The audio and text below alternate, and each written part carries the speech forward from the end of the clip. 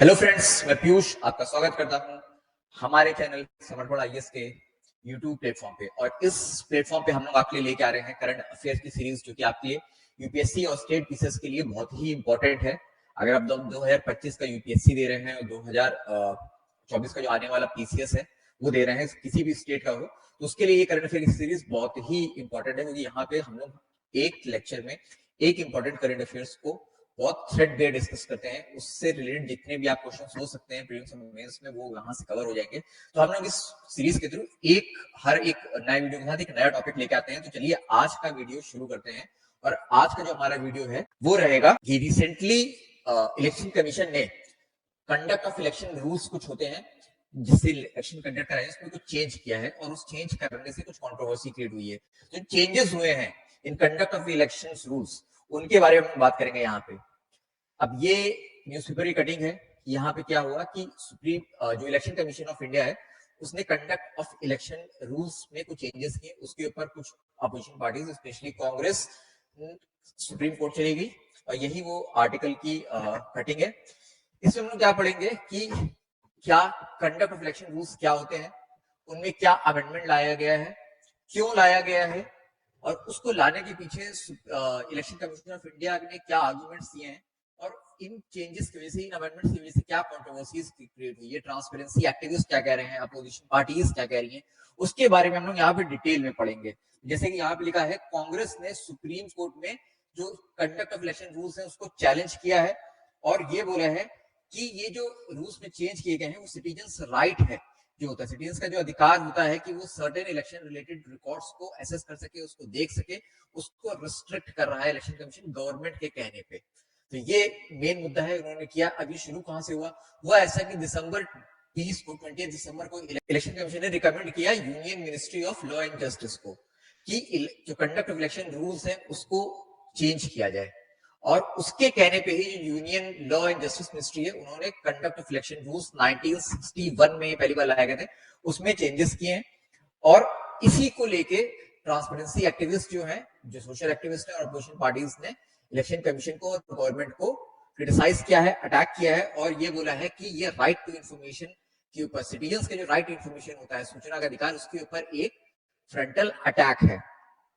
अब conduct of election rules की बात कर लेते हैं। कंडक्ट ऑफ इलेक्शन रूल्स क्या है? जो इलेक्शंस इंडिया में होते हैं वो मेनली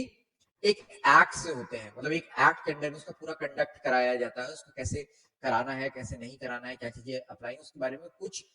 एक एक्ट बनाया है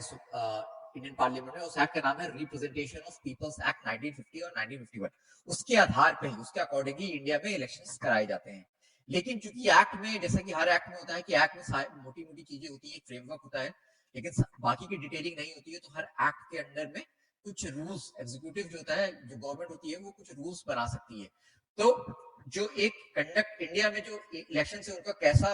कैसे कराया जाए, उसके लिए एक एक्ट बना है, रिप्रेजेंटेशन ऑफ पीपल्स एक्ट। और इस एक्ट के अंडर में रूल्स बनाए गए हैं जिनका नाम है कंडक्ट ऑफ इलेक्शन रूल्स 1961। ये गवर्नमेंट ने बनाया है और वो डिटेलिंग करता है कि इंडिया में जो भी इलेक्शंस होंगे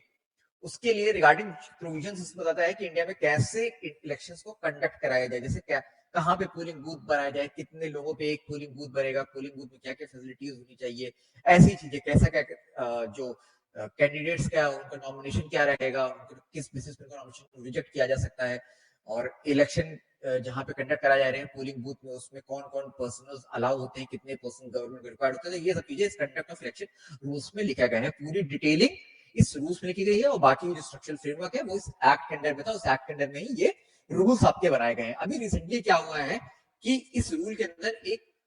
रूल, ये जो रूल्स है कंडक्ट ऑफ इलेक्शन रूल्स, इसके अंदर एक रूल है, रूल नंबर 93 का 2A पार्ट में कुछ चेंजेस लाए गए हैं। 93 2A क्या बोलता है? जो 93 2A है इस कंडक्ट ऑफ इलेक्शन रूल्स का, वो पहले बोलता था कि जितने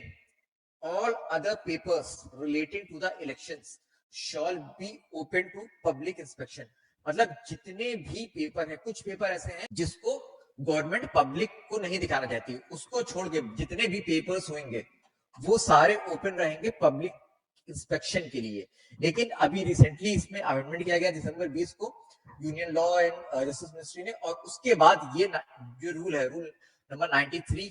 2 clause A वो ऐसे बोलता है all other papers as specified in these rule relating to the election shall be open to the public inspection। इसका मतलब ये है कि इस रूल के अंदर जो जो पेपर अब लिख दिए गए हैं, जो जो रिकॉर्ड्स, जो जो इलेक्शन से रिलेटेड डॉक्यूमेंट लिख दिए गए, केवल वही पब्लिक के इंस्पेक्शन के लिए ओपन रहेंगे, पब्लिक के देखने के लिए ओपन रहेंगे। बाकी जो नहीं लिखे गए वो पब्लिक के इंस्पेक्शन के लिए अवेलेबल नहीं रहेंगे, पब्लिक उसको एक्सेस नहीं कर सकती है, जनरल पब्लिक। तो पहले क्या था, पहले वो लिस्ट ऑफ डॉक्यूमेंट्स जो गवर्नमेंट ने बताई थी वो ये वाली थी कि ये चीजें जो हैं ये हम नहीं पब्लिक के लिए खोलेंगे, इसके अलावा जितने भी हैं वो सारे ओपन रहेंगे। ये मतलब इस पे एसेस रहेगा, इस पे एसेस नहीं रहेगा, और ये उसके छोड़ के जितने भी डॉक्यूमेंट्स बचेंगे वो सब पे पब्लिक का एसेस रहेगा। लेकिन अब क्या हो गया है, गवर्नमेंट ये बोलती है जो हम ये लिख के दे रहे हैं, नंबर ऑफ डॉक्यूमेंट्स कुछ देंगे 20-25, केवल पब्लिक उन्हीं को देख सकती है, उनको छोड़ के जो भी डॉक्यूमेंट होगा वो पब्लिक नहीं देख सकती। तो ये उल्टा कर दिया है। पहले क्या था कि गवर्नमेंट वो लिस्ट दे रही थी कि इनको पब्लिक नहीं देख सकती, इनको छोड़ के बाकी सब देख सकती है। अब इस रूल में चेंज करने के बाद अब गवर्नमेंट ने क्या बोल दिया है कि जो लिस्ट हम दे रहे हैं कि केवल पब्लिक उसी को देख सकती है और इनको छोड़ के आप बाकी कोई भी डॉक्यूमेंट नहीं देख सकती है पब्लिक। तो ये नए रूल्स लाए गए हैं, अब रूल्स के नए चेंजेस लाए गए हैं, रूल में अमेंडमेंट किया गया है। कारण क्या था, कारण ये था कि अभी इलेक्शन कमीशन को रिसेंटली पंजाब और हरियाणा की जो हाई कोर्ट है उसने एक ऑर्डर दिया था इलेक्शन कमीशन को कि वो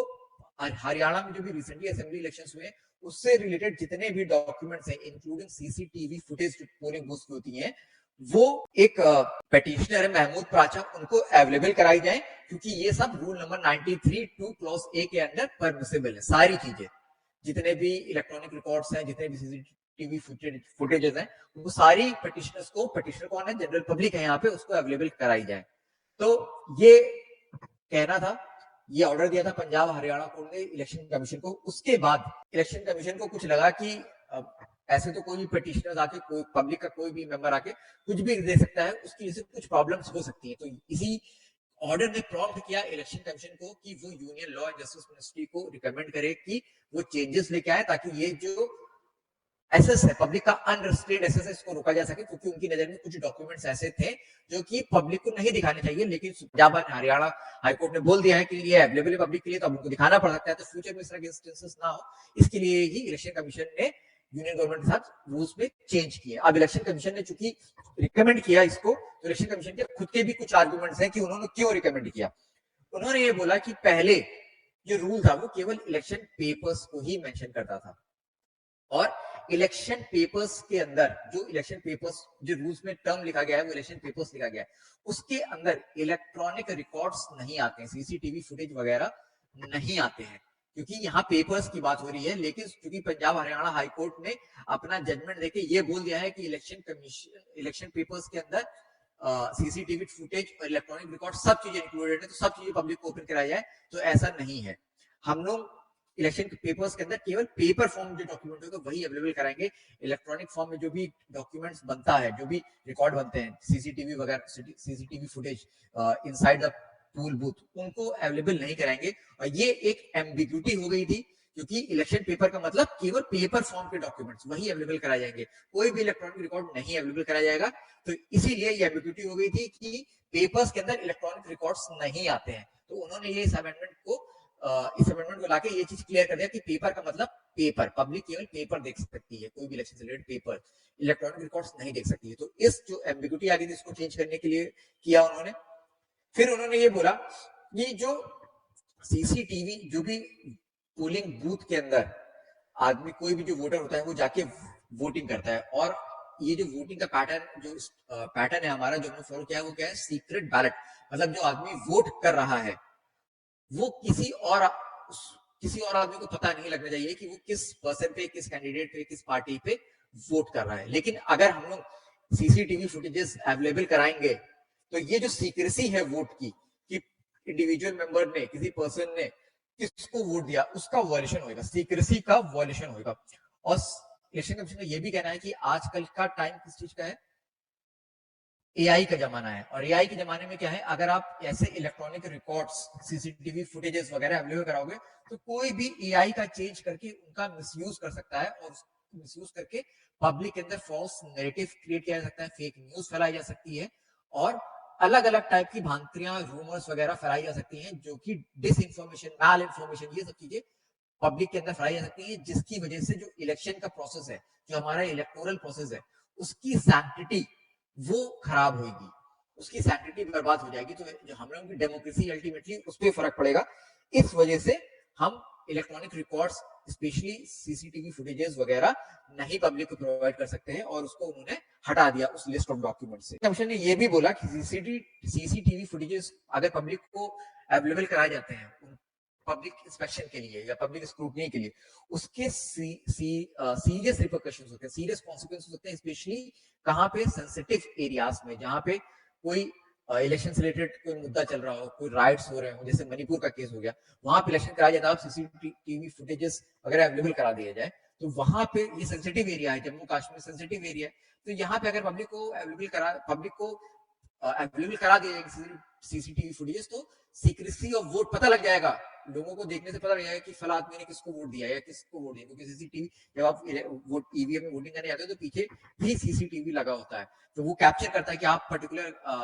जो मेंबर है पब्लिक का, वो किसको वोट कर रहा है, किस कैंडिडेट को वोट कर रहा है। तो ये जो सीक्रेसी है सेंसिटिव एरियाज में, जो सीक्रेसी है, जब ये भंग होगी तो सेंसिटिव एरियाज में और डिसहार्मनी फैलेगी और प्रॉब्लम होगी, तो वहां पे इस ऐसे सेंसिटिव एरियाज में हम लोग सीसीटीवी फुटेज वगैरह अवेलेबल नहीं करा सकते हैं। और उन्होंने बोला कि केवल जो चीजें हम लोग हटा रहे हैं, पब्लिक अवेलेबल नहीं करा सकते, उसको छोड़ के तो सारे डॉक्यूमेंट्स अवेलेबल हैं पब्लिक के लिए, तो पब्लिक उसको देख सकती है। ट्रांसपेरेंसी एक्टिविस्ट, मतलब जो चाहते हैं कि हर चीजों में ट्रांसपेरेंसी रहे, पारदर्शिता रहे, वो इस चीज को प्रोटेस्ट कर रहे हैं। उनके प्रोटेस्ट करने के रीजन अलग है। अब जैसे कि आप लोगों को मालूम होगा कि हम लोग के जो लॉज है, एक बहुत इंपॉर्टेंट लॉज है, राइट टू इंफॉर्मेशन एक्ट, सूचना के अधिकार का एक अधिनियम बना है। उसमें चीजें लिखी गई हैं कि पब्लिक को कुछ, कोई भी पब्लिक ऑफिस जो है, गवर्नमेंट का डिपार्टमेंट ऑफिस वगैरह, मिनिस्ट्री, ये अगर कोई पब्लिक कोई स्पेशल फॉर्म में, जो इसका फॉर्म होता है प्रिस्क्राइब फॉर्म, उसमें लिख के मांगता है कि आपको ये डॉक्यूमेंट अवेलेबल कराया जाए, तो वो पब्लिक डिपार्टमेंट उसको अवेलेबल कराया जाता है। ये इस एक्ट में दिया गया है, इसका नाम है राइट टू इंफॉर्मेशन एक्ट। तो ट्रांसपेरेंसी एक्टिविस्ट का ये कहना है, जो कंडक्ट ऑफ इलेक्शन रूल्स का जो रूल नंबर 93 है, वो आरटीआई एक्ट के बराबर ही है, उसके जैसा ही है ये, क्योंकि इस रूल के थ्रू हम लोग जितने भी इलेक्शन के पेपर्स, जो इलेक्टोरल रिकॉर्ड्स हैं, उन सबको पब्लिक एक्सेस कर सकती है, पब्लिक उसको देख सकती है। तो ये अगर आप इस रूल को चेंज कर रहे हो, तो इसका मतलब आप लोगों के सूचना के अधिकार या राइट टू इंफॉर्मेशन एक्ट को वायलेट कर रहे हो। तो ये रूल जो है, आप बाकी सब चीजों में जो आरटीआई एक्ट है उसके बराबर ही है, उसके सिमिलर है। तो इसको चेंज करने का मतलब है कि यहाँ पे आप राइट इन्फॉर्मेशन एक्ट को, लोगों के राइट इन्फॉर्मेशन एक्ट को रिलेटिंग टू इलेक्शंस या इलेक्टोरल प्रोसेस रिलेटेड जिनका राइट है, उनको आप वायलेट कर रहे हो, भंग कर रहे हो, तो ये नहीं होना चाहिए। उसके अलावा भी कुछ एनजीओ है, जैसे कॉमनवेल्थ ह्यूमन राइट इनिशिएटिव, ये एक एनजीओ है, इसने बोला है कि ये जो अमेंडमेंट है, ये सिटीजन के राइट को, सिटीजन का जो राइट्स, जो सिटीजन ऑफ वोटर्स का राइट होता है कि वो लार्ज नंबर ऑफ डॉक्यूमेंट्स जो कि पार्लियामेंट्री और इलेक्शन, स्टेट असेंबली इलेक्शन के दौरान क्रिएट किए जाते हैं, उनको जो उन तक उन डॉक्यूमेंट्स का जो एक्सेस होता है किसी भी सिटीजन, किसी वोटर का, उस एक्सेस को रिस्ट्रिक्ट करता है ये अमेंडमेंट, इसलिए कराते हैं। फॉर एग्जांपल उन्होंने दिया प्रिसाइडिंग ऑफिसर डायरी। उन्होंने बोला कि प्रिसाइडिंग ऑफिसर, बहुत चीजें ऐसी होती हैं जो कि नॉर्मल इलेक्शन के रिगार्डिंग जितने पेपर्स होंगे या जो उस पर रिकॉर्ड नहीं होती हैं, हर पोलिंग बूथ का एक प्रिसाइडिंग ऑफिसर होता है। प्रिसाइडिंग ऑफिसर्स जितना भी इलेक्शन हो रहा होता है, आंखों देखा हाल, उसको अपनी डायरी में नोट करता है। जैसे बहुत इंपॉर्टेंट चीजें होती हैं, वोटर टर्नआउट डेटा, कितना वोटर आया उस पर्टिकुलर पोलिंग बूथ पे, और नंबर ऑफ टोकन जो प्रिसाइडिंग ऑफिसर डिस्ट्रीब्यूट करता है उस टाइम पे, जिस टाइम पे शेड्यूल होता है कि आप पोलिंग बूथ को बंद कर दिया जाएगा। लेकिन अगर जैसे पोलिंग बूथ का बंद करने का टाइम 5 बजे है, तो ऐसा तो नहीं कि 5 बजे जो लाइन लगी होगी, लाइन कभी कभी लंबी लगी होती है, तो जो 5 बजे अगर बंद किया जाएगा तो जिस आदमी ने वोट नहीं दिया है उसको वोट देने का मौका नहीं मिलेगा, ऐसा नहीं होता है। 5 बजे से पहले जो जो आदमी पोलिंग बूथ के अंदर आ गया उसको गेट क्लोज कर देते हैं, उसके बाद कोई नया आदमी नहीं लेते हैं वोटिंग के लिए। उसके बाद कोई 5 मिनट में कोई नया कोई आदमी आ रहा है वोट डालने के लिए, घूमता टहलता, तो उसको अलाउ नहीं किया जाएगा। लेकिन 5 बजे के 5 बजे तक जितने भी आदमी पोलिंग बूथ पहुंच चुके होते हैं, हालांकि उन्होंने वोट नहीं दिया होता है क्योंकि वो क्यू में लगे होते हैं, तो ऐसे लोगों को जब गेट बंद कर जाता है तो प्रिसाइडिंग ऑफिसर ऐसे लोगों को टोकन डिस्ट्रीब्यूट करता है कि 5 बजने का टाइम हो गया है, पोलिंग बूथ बंद होने का टाइम हो गया है, लेकिन चूंकि आप लोग यहाँ पे अभी भी क्यू में लगे हो और किसी वजह से आपका नंबर नहीं आया है, तो आप उनको टोकन दिया जाता है कि इतने लोग अभी हैं जो वोट डालने के बाद फिर ईवीएम मशीन बंद कर दी जाएगी और इलेक्शन कमीशन के जो ऑफिसर्स हैं उसको ले जाएंगे। तो ये जो नंबर ऑफ टोकन्स जो खत्म करने क्लोजिंग टाइम पे जो नंबर ऑफ टोकन डिस्ट्रीब्यूट करते हैं 5 बजे वो डिस्ट्रीब्यूट करते हैं कि इतने लोग अभी भी बचे हैं और जब ये अपना वोट डालेंगे उसके बाद ही जो इलेक्शन प्रोसेस है वो बंद किया जाएगा उस पर्टिकुलर पोलिंग बूथ पे। तो ये ऐसे छोटी छोटी चीजें, number of token distributed by presiding officers या वोटर टर्नआउट डेटा, कितने वोटर्स सुबह 11 बजे तक आए, कितने वोटर्स दिन के 2 बजे तक आए, कितने शाम के 5 बजे तक आए, ये सब चीजें प्रिसाइडिंग ऑफिसर्स की डायरी में लिखा रहता है। अब गवर्नमेंट अगर चेंज कर रही है तो गवर्नमेंट क्या चेंज कर रही है कि ये डॉक्यूमेंट देख सकते हो, ये डॉक्यूमेंट्स नहीं देख सकते हो। तो जो जो नहीं देख सकते हो उसमें प्रिसाइडिंग ऑफिसर की डायरी जैसे इंपॉर्टेंट डॉक्यूमेंट्स भी गवर्नमेंट लिख देगी कि इनको नहीं देख सकती है पब्लिक। लेकिन पहले इस तरह के जो कि छोटे छोटे डॉक्यूमेंट्स थे लेकिन बहुत इंपॉर्टेंट डॉक्यूमेंट्स थे वो पब्लिक देख सकती थी, पब्लिक का एक्सेस था। लेकिन अब गवर्नमेंट इनको चेंज करके ऐसे छोटे छोटे छोटे जो डॉक्यूमेंट्स है लेकिन बहुत ही इंपॉर्टेंट डॉक्यूमेंट्स हैं, इनको इन डॉक्यूमेंट्स पे जो सिटीजन या वोटर का जो राइट टू इंफॉर्मेशन है उसको रिस्ट्रिक्ट कर रही है गवर्नमेंट, और जिसकी वजह से अल्टीमेटली हमारी डेमोक्रेसी को हार्म होगा। क्योंकि ये जो डॉक्यूमेंट्स है ये स्पेसिफिकली मेंशन नहीं है कि अब गवर्नमेंट ने बोल दिया है कि ये डॉक्यूमेंट्स जो है मेंशन नहीं किया गया है उस लिस्ट के अंदर जो कि उन्होंने दी थी अभी, मैंने बोला था यहाँ पे कि ये अब एक लिस्ट दे दी कि यही यही देख सकते हो और other document as specified in this rule, मतलब रूल के अंदर ही लिख दिया गया है कि ये डॉक्यूमेंट देख सकते हो, इसके अलावा और कुछ नहीं देख सकते हो। तो उन्होंने जो जो नाम लिखे हैं उसमें प्रिसाइडिंग ऑफिसर की डायरी जैसा इंपॉर्टेंट डॉक्यूमेंट नहीं लिखा और आम पब्लिक को मालूम भी नहीं होता है कि इस तरह का कोई डॉक्यूमेंट एग्जिस्ट करता है। इसके अंदर बहुत इंपॉर्टेंट इन्फॉर्मेशन होती है इलेक्शन से रिलेटेड। तो इस तरह के डॉक्यूमेंट्स पे भी जो आपका ऐसा ये जो एनजीओ की हमने बात करी थी कॉमनवेल्थ ह्यूमन राइट इनिशिएटिव, इसने बोला कि ऐसे इंपॉर्टेंट डॉक्यूमेंट्स पे भी गवर्नमेंट जो है वो अपना पब्लिक का जो राइट टू इंफॉर्मेशन उसको रिस्ट्रिक्ट कर रही है, उसको दबा रही है। तो इस तरह के ये जिससे अल्टीमेटली वही होगा कि सूचना का अधिकार प्रभावित होगा और हमारी डेमोक्रेसी को प्रॉब्लम होगी। तो अपोजिशन पार्टीज भी यही कह रहे हैं कि एक्चुअली उनका ये कहना है कि सूचना का अधिकार तो लोगों को प्रभावित हो ही रहा है, लेकिन इलेक्शन कमीशन ये सारा काम जो सारे अमेंडमेंट है ये सारे गवर्नमेंट के कहने पर कर रहा है। और गवर्नमेंट के कहने पे कर रहा है तो इसका मतलब है कि जो इलेक्शन कमीशन ऑफ इंडिया की क्रेडिबिलिटी थी, इंटीग्रिटी थी और इलेक्टोरल प्रोसेस की इंटीग्रिटी थी, क्रेडिबिलिटी थी, वो सब कम हो रही है, रिड्यूस हो रही है, डिमिनिश हो रही है, इरोड हो रही है, जिसकी वजह से इलेक्शन कमीशन अब एक इंडिपेंडेंट बॉडी नहीं रह पाएगा क्योंकि गवर्नमेंट का पूरा ज्यादा कंट्रोल हो गया है इसके ऊपर। तो ये अपोजिशन पार्टी का कहना है इस चेंजेस को लेके। तो ये हमारा पूरा मुद्दा रहा कि जो कंडक्ट ऑफ इलेक्शन रूल्स में क्या क्या चेंजेस आए हैं और उसके चेंजेस आने से क्या क्या कंट्रोवर्सीज क्रिएट हुई है। तो ये पूरी चीज हम लोगों ने आज के लेक्चर में कवर कर ली। अगर आपको वीडियो पसंद आया हो तो इसको लाइक कीजिएगा, हमारे चैनल को सब्सक्राइब कीजिए और आप इस करंट अफेयर रिलेटेड कुछ भी पूछना चाहते हैं तो आप या इसके अलावा भी कुछ पूछना चाहते हैं तो कमेंट बॉक्स में अपनी क्वेरी लिख सकते हैं। आई होप आपको ये सीरीज पसंद आ रही होगी। तो इसको